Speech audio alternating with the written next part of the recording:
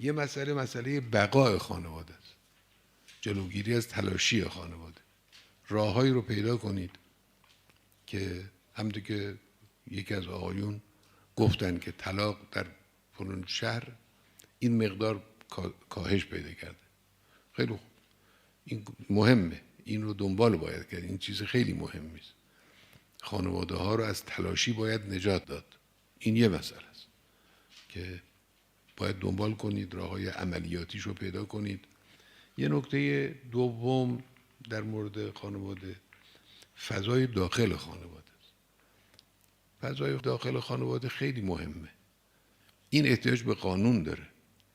قوانینی باید وجود داشته باشه که روابط داخل خانه رو که گاهی اوقات برخلاف عدالت، گاهی اوقات شکل‌های ناهنجاری داره، اینا رو اصلاح کنه. واقعا ظلم میشه به زنها.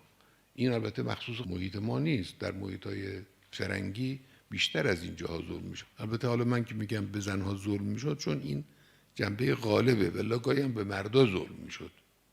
این الان هم همینجور. باید یه هنجار درست دینی اسلامی تنظیم بشه و برای این ضوابطی، مقرراتی گذاشته بشه که این هنجار حاکم بشه بر محیط داخل خانواده. یکی هم ازدواج مجردان و انکحوا الایام منکم و صالحین من عبادکم و امائکم. باید واقعا آدم، یکی از دعاهایی که بنده دائم میکنم برای ازدواج دخترها و پسرهایی است که مایل به ازدواجن و امکان ازدواج نداره. فکر کنید ببینید چیکار باید کرد. اینا قابل علاجه. بایستی اینو در مسائل خانواده به نظر من رو این چند موضوع به خصوص باید تکیه کرد. باید راههای عملی پیدا کرد. خب یکی از کارهای بسیار اساسی تو این زمینه فرهنگسازی است. باید فرهنگسازی کنید.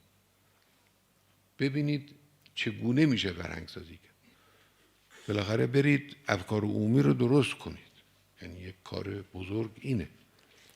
و کار مردمی هم که اشاره شد که کارهای مردمی و اینها کاملا درسته. باید کار از دست مردم گرفته نشه، اگرچه که دستگاه حکومت مسئولیت داره. ما مسئولیت در مورد مسائل خانواده ما مسئولیت داریم، دولت ها مسئولیت دارن، دستگاه های مختلف حکومتی همشون مسئولیت دارن، باید به وظایفشون عمل کن. لکن این پویش مردمی و حرکت عمومی مردمی این نبایستی متوقف بشه. کار اساسی رو این میکنه. دولت ها بایستی کمک کنن.